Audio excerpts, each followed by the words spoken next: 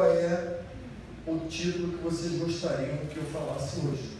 Alguém quer levantar o dedo e dar uma sugestão? O seu nome é? Eduardo. Pois não, Eduardo?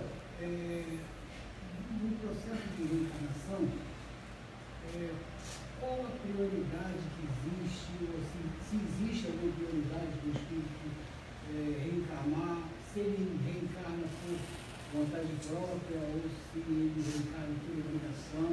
O Eduardo está fazendo um questionamento que se o espírito tem prazo de reencarnação, se é compulsório, se não é. É o tipo do questionamento que é muito interessante, que todos têm, né? E que aqui na casa nós temos um curso chamado Livro dos Espíritos, que fala sobre tudo isso, mas nós vamos falar para você, Eduardo.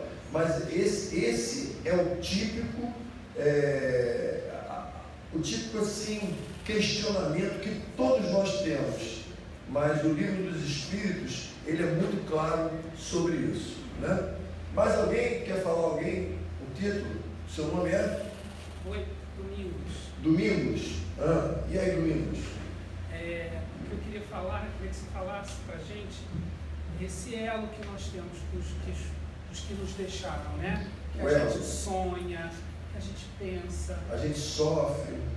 Isso, esse elo que a gente está sempre sonhando. Esse elo que a gente tem com aqueles que fizeram a passagem. Ok. Mais alguém? Seu nome é? Flávio. Flávio, ou não? Incompreensão. Incompreensão. Eu já notei que a palestra vai ser machista, né? Alguma feminista? Pois não, seu nome é? Elaine. Eu queria saber a respeito da data limite. Data limite. Maravilha, né? A Elaine também, quando vai, ela vai, né? Ela é assim, a mulher quando chega, ela chega chegando, né? O homem é mais incompreensão, é mais saudade, mas a mulher já vai fundo, ela pisa fundo no acelerador, né? Então, começando a responder o questionamento do nosso companheiro Eduardo, o processo reencarnatório é um processo que existe uma avaliação por membros espirituais que fazem uma regra por necessidade, por tempo, por obrigação. Quer dizer, o processo reencarnatório, ele passa por uma avaliação de uma junta espiritual, aonde ali, Eduardo, vão ser avaliados cada espírito e cada caso desse espírito. Existe a reencarnação compulsória, é aquela daquele espírito rebelde que foge o tempo inteiro, que está sempre no plano astral, em fuga da sua reconciliação com o seu pretérito. E quando ele é capturado pela espiritualidade, esse espírito automaticamente ele é reencarnado compulsoriamente para que ele possa resgatar o seu pretérito. Existe aquele espírito que há a necessidade ainda, mesmo que pequena, de reencarnar. Então aquele espírito é trabalhado sabendo que ele reencarnará e passará pouco tempo na Terra. Então esse espírito se prepara, se compila, passa por todos os processos e às vezes passa horas na Terra, minutos, às vezes passa dias e retorna ao mundo espiritual. É aquele espírito que precisa desse tempo apenas para se reconciliar ainda com alguma dívida no seu pretérito. Existem aqueles espíritos missionários que já vêm com uma programação missionária, e aquele sim, aquele se propõe, aquele espírito que se propõe, diz: eu quero ir lá, eu quero fazer, eu preciso fazer pelo próximo, porque me sinto em condições de fazer pelo próximo, eu estou preparado. Então ele gente chama de espíritos compulsórios. Nós temos um grande exemplo de Bezerra de Menezes, que ao desencarnar, poderia estar em planetas como Júpiter e tantos outros muito mais evoluídos, e preferiu estar ali no nosso lar, dando uma mãozinha e ajudando as pessoas que em vida ele ajudou. E mais ainda, um espírito que não necessita mais estar no plano da Terra, mas pela sua bondade, pela sua generosidade, está se propondo a retornar a partir de 2020 para ajudar esse processo de melhoramento da Terra. Então, a reencarnação é um processo que atinge diversas formas de ser. E é isso quando o nosso amigo Domingos me pergunta, e esse elo? Porque é tão triste quando a mãe tem um filho e esse filho fica ao lado dela apenas poucos minutos ou poucas horas. Dá uma sensação de que aquilo foi uma perca que vai ficar por muito tempo marcado no coração daquela mãe. Mas essa mãe, mesmo que tenha esse sentimento, ela no mundo espiritual aceitou essa missão. Ela é inconsciente de que ela vai gerar esse espírito, dar esta oportunidade, e que esse espírito vai fazer ela sofrer com a sua saudade. O que nos liga a esse espírito que está desencarnado, que era nosso ente querido, são nossos sentimentos.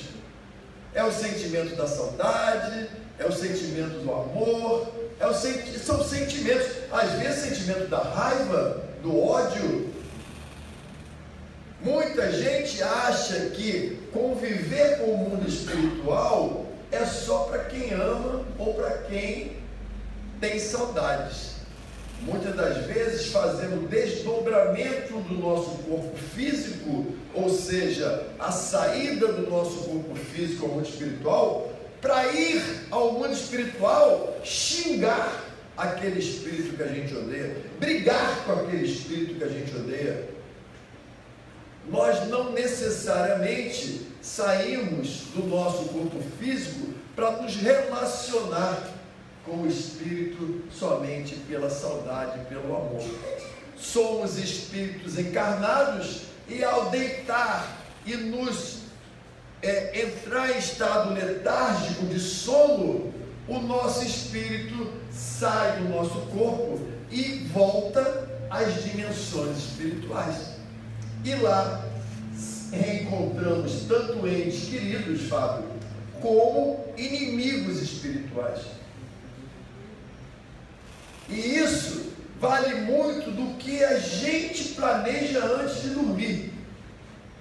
Se nós tivermos o orar e vigiar naquele momento em que dormimos, o nosso espírito irá automaticamente para aquele sentimento que nós tivemos ao dormir. Exemplo, oramos, Senhor, que essa noite o Senhor permita que meu espírito não seja aprisionado pelos maus espíritos. Permita, Senhor, que eu possa ajudar.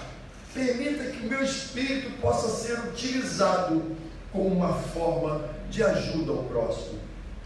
O seu sonho, entre aspas, que chamamos de sonho, ou seja, desdobramento, será da forma como você desejou.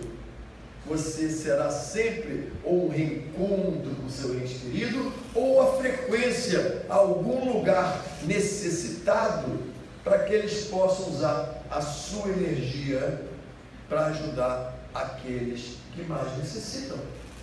Como pode ser de forma contrária? Você pode ter dormido com raiva, você se indispôs com a sua esposa, ou a esposa com seu marido, ou com seu vizinho, e você pega o sono com aquele sentimento de ódio, de raiva, você irá para uma dimensão aonde os espíritos odiosos, os espíritos trevosos habitam. E lá você será fatalmente uma presa fácil, porque você encarnado, você não tem tanta habilidade que tem um espírito desencarnado. Lá você estará sozinho contra um batalhão de espíritos ruins te atacando e te judiando. Então nós vamos visitar as dimensões aonde a nossa energia se coaduna. Não adianta termos energias ruins, que são os pensamentos, e querer habitar dimensões boas.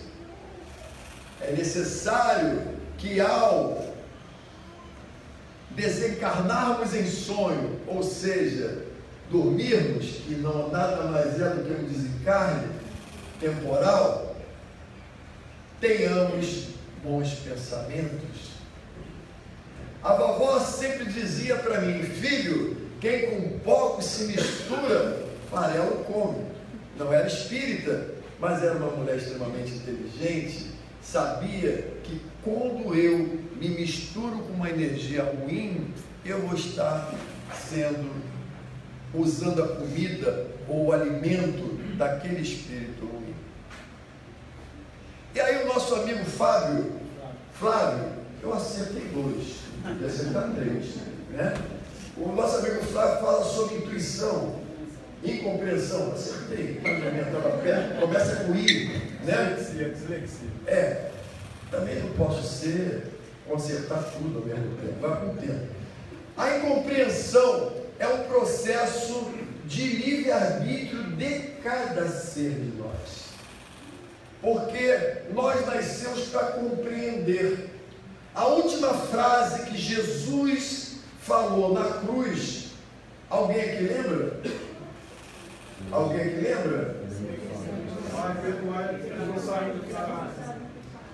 Pai, perdoe-os, porque eles não sabem o que fazem.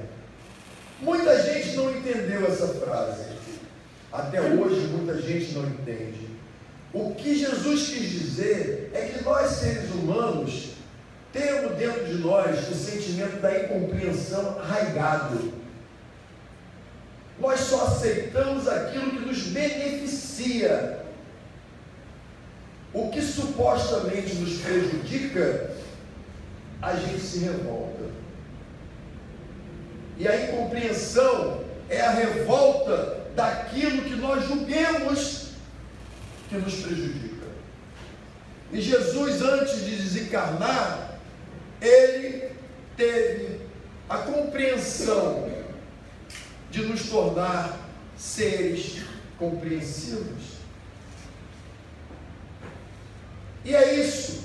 A incompreensão gera intolerância, a incompreensão gera discórdia, a incompreensão gera males,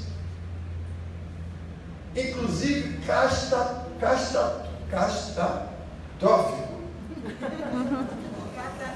catastrófico, a língua. A incompreensão gera guerras violentíssimas. A grande maioria das guerras, ou quase a sua totalidade, foram feitas por homens que tiveram a incompreensão com a sua maneira.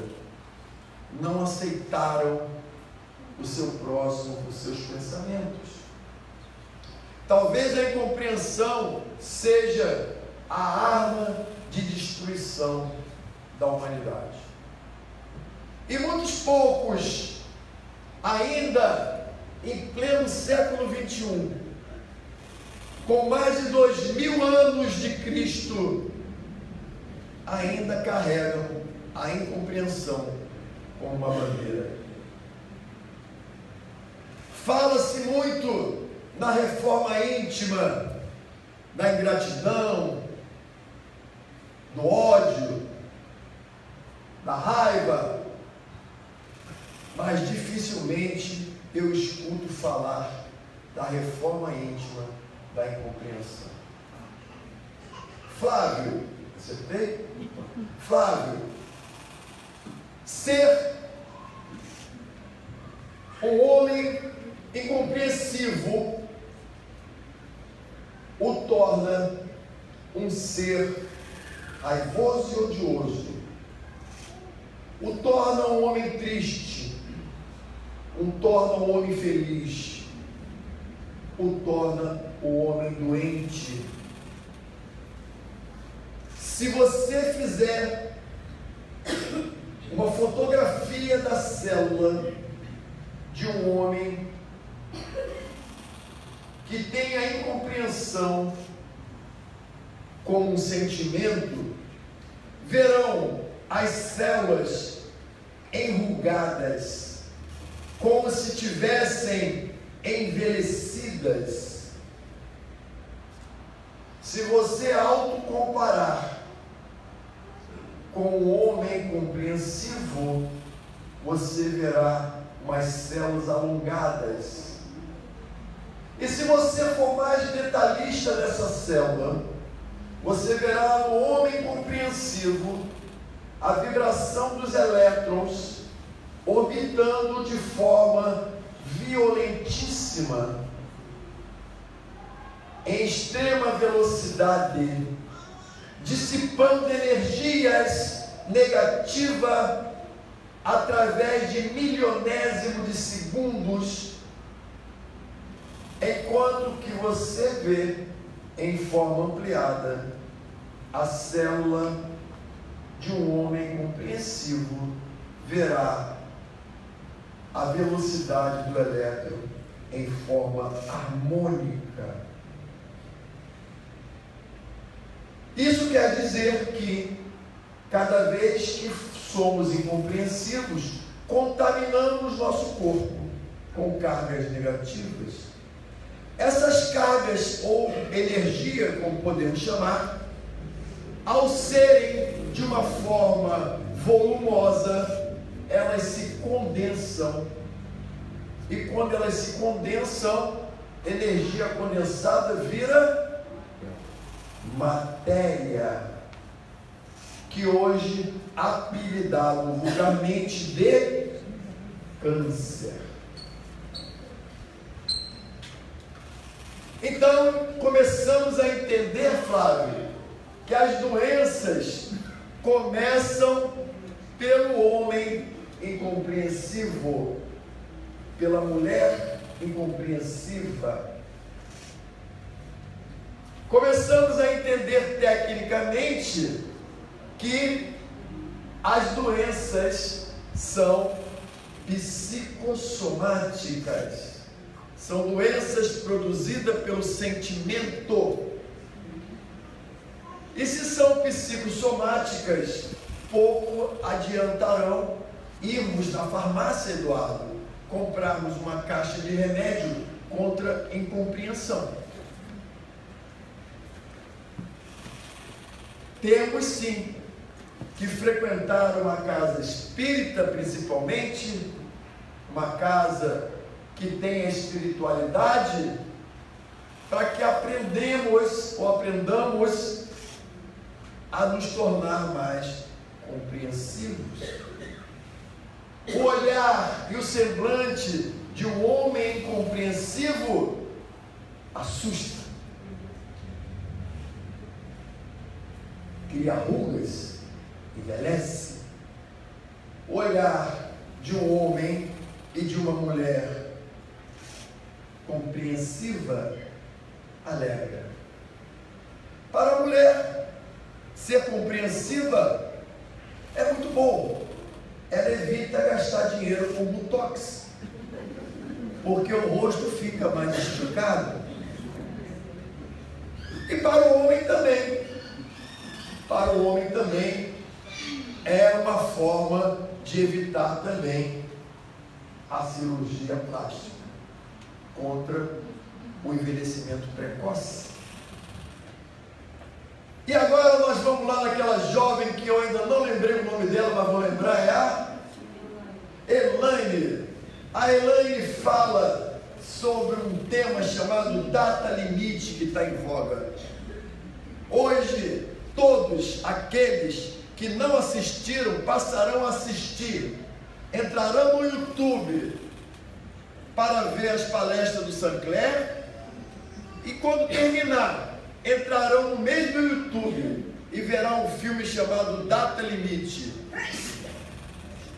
E lá compararão algumas palestras minhas, Elaine, aonde a nossa irmã, no início, falou sobre o grande processo que passa o nosso planeta, o grande processo que passa o nosso sistema solar, o nosso universo, e o grande processo que passa os multiversos.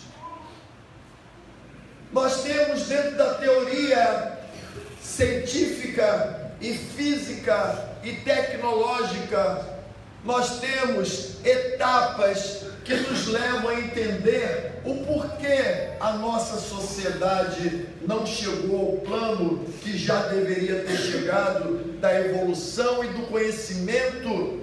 E esse conhecimento que poderia já estar nos livrando das amarras, dos grilhões de uma sociedade corrupta, imoral e antiética, para uma sociedade amorosa, gentil.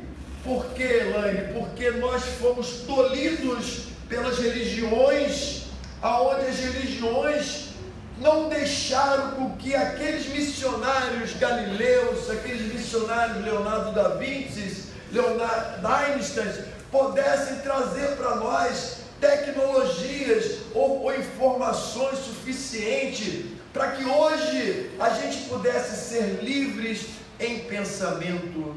Passamos 2000 anos acreditando que o único sistema solar que existia no universo era o nosso. Passamos a entender que chegar à Lua já seria nosso limite, que Júpiter, Marte, Vênus e Plutão seria o fim, e lá seria aquele universo único, aonde o Deus único teria o único elemento encarnado da Terra nesse sistema solar. E isso foi-se dito desde a época de Galileu, de Aristóteles, de Leonardo da Vinci, e Einstein tentou na sua teoria da relatividade, aonde ele definiu que a energia é igual a massa vezes a velocidade da luz ao quadrado, que cada vez que nós aumentássemos a nossa velocidade em sentimento, em pensamento, nós aumentaríamos a nossa energia e estaríamos ultrapassando as dimensões e estaríamos entrando nos multiversos esses que teve Steve Hawking agora recentemente, vindo de um outro planeta para reencarnar na Terra, para mostrar para a gente a importância da existência desses multiversos, desses multimundos, desses multiplanetas, dessas multipopulações, Elaine. E tudo isso nos foi tolhido pela ganância da religião, que preferiu executar em nome de uma bruxa ou de um bruxo aqueles que tinham como missão nos transformar. Uma sociedade como a nossa, que só conseguiu fazer a Revolução Industrial em 1900, onde essa revolução já deveria ter acontecido em 1600, perdemos 300 anos de evolução, e agora nos confrontamos com uma sociedade onde a guerra era a grande ganância dos poderes, onde a indústria bélica se tornou a maior potência do mundo, o controle da humanidade. E tudo isso levando a espiritualidade a chorar, a se decepcionar, a dizer que não tínhamos mais jeito. Até que Jesus, na sua bondade plena, na sua virtude maior, pede a espiritualidade e diz: me dê mais 40 anos. E a partir de 1969, a espiritualidade concedeu a Jesus mais 40 anos, para que nós não permitíssemos mais a guerra como um veículo de ganância e de ambição. E nós estamos conseguindo. E nós estamos conseguindo vencer mais essa etapa. E nós percebemos que a espiritualidade está feliz, que a espiritualidade está tendo como agir. Isso tudo foi representado pelo nosso irmão Chico Xavier, através do filme Data Limite, onde ele trouxe toda essa informação para a gente. E mesmo assim, nós já estamos antecipando essa grande mudança de luz que está acontecendo no nosso planeta, que já deveria acontecer em julho de 2019, mas como a espiritualidade percebeu, Eduardo, Flávio, Elaine, que nós seríamos capazes de não fazer a terceira guerra mundial, então a espiritualidade já antecipou essa transformação. E tudo isso que vocês estão vendo acontecer nesse planeta, nada mais é do que a chegada da luz. A luz está chegando, e a luz está chegando e está iluminando, e a escuridão está se achatando, e a escuridão está se escoando, a escuridão está fugindo. E vocês podem ver que cada vez que aparece um escândalo televisivo, esse escândalo já existia há anos, mas não era visto pelos nossos olhos, porque nós não éramos capazes ainda de enxergar. Mas com essa luz que chegou, com essa luz que está chegando, nós estamos começando a ver, nós estamos começando a sentir, nós começamos a participar dessa grande mudança que vai haver no sistema planetário, desse grande momento de transformação do nosso sistema planetário, de provas e expiações em mundo de regeneração. Nós somos agraciados pela espiritualidade, nós recebemos o dom divino de passar por esse momento. E é isso que a gente tem que hoje, todo dia, agradecer, quando a gente vê aqueles escândalos sendo, cada dia, televisionado, e ao invés de sentirmos, Flávio, mágoas, raiva, devemos orar e agradecer a espiritualidade por essa luz que já está iluminando esse planeta, que já está transformando as pessoas, que já está mudando o temperamento e o comportamento principal de cada um de nós. Faça uma autoanálise de cada um de vocês. Vejam como vocês mudaram em menos de um ano. Vejam como vocês, que davam valor a tantas coisas, hoje percebem que essas coisas que vocês davam valor, não tem mais valor. Veja como nós estamos sendo capazes de abrir mão dos bens materiais. Aqueles que tinham muitos bens materiais hoje se desesperam para pagar suas taxas condominiais e percebem que não valeu a pena gastar tanta parte da vida dele lutando para construir tantos bens materiais, e agora gastam seu dinheiro cuidando das doenças. Nós estamos começando a ter consciência, nós estamos começando a entender a verdadeira razão de estarmos aqui. O desapego, esse momento que nós passamos no nosso planeta, é para nos ensinar a desapegar. Aqueles que tinham 3, 4 carros na garagem, hoje já se contentam com um. Aqueles que tinham 10, 20 apartamentos, hoje estão desalugados e têm que pagar taxas condominiais para não perdê-los, já chegam à conclusão que era melhor ter apenas um. Aqueles que jogavam comida fora, que compravam em abundância, deixando estragar em suas geladeiras, aqueles carrinhos superlotados que se encontravam dentro dos supermercados, hoje já não são vistos mais. Muitos já compram apenas aquilo que consomem. Já estão dando valor à batata. Aquela batata que, ao abrirmos a geladeira, ela sorria para a gente com 10 galhos floridos se reproduzindo dentro da geladeira.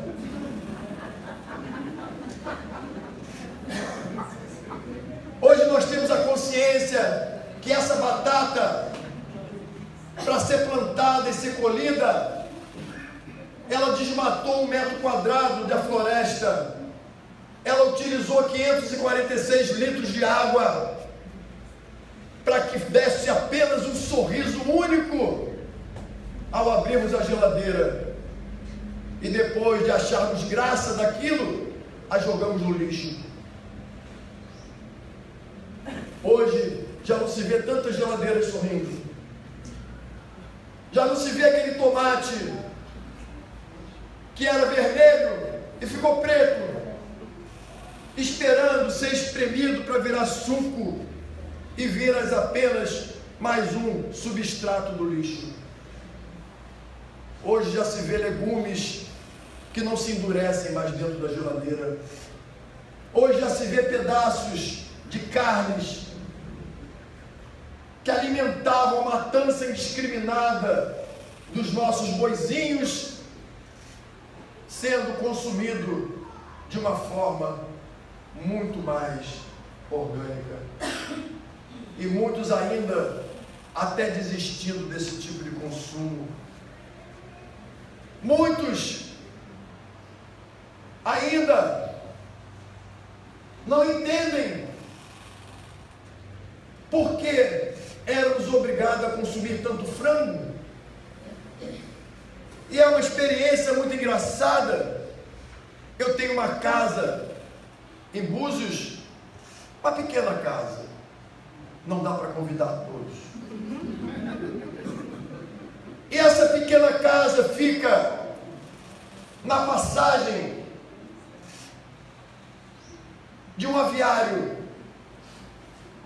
E uma coisa que me assustou, depois de pegar quase 10 horas de engarrafamento, Eduardo, ir para Búzios não é fácil, é uma missão.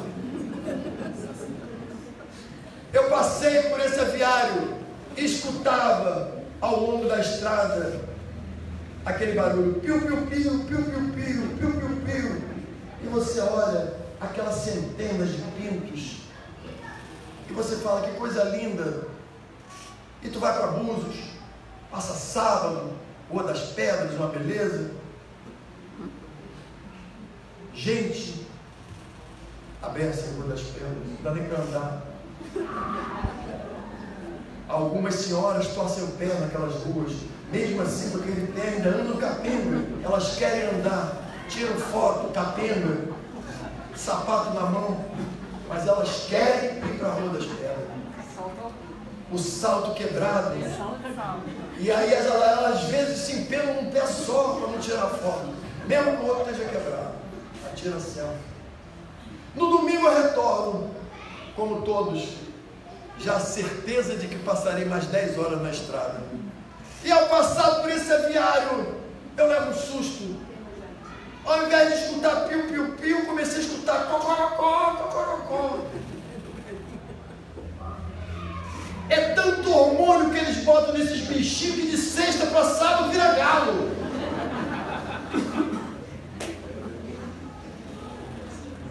E na segunda-feira, Flávio, esses galos estão lá no espetinho rodando esperando a gente. Quando você dá uma dentada, Eduardo, nesses galinhos, o gosto de hormônio é uma beleza, temperado. E mesmo assim a gente continua domingos. Eu quero fit, eu quero filé de frango. Está se envenenando, achando que está fit. Alguém, né? Alguma youtuber, aquelas mulheres toda produzida, diz: a minha comida é filé de frango com legumes.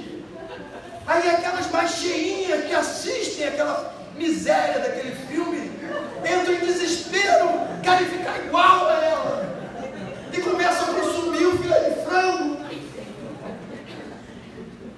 colocando dentro dela uma quantidade absurda de hormônios.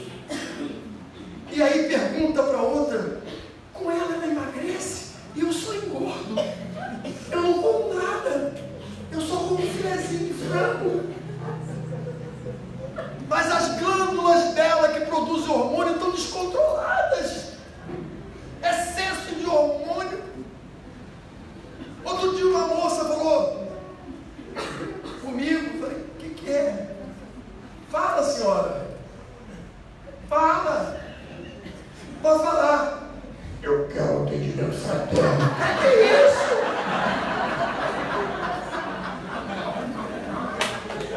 Que isso? Ah, é que eu comi muito frango, fica muito.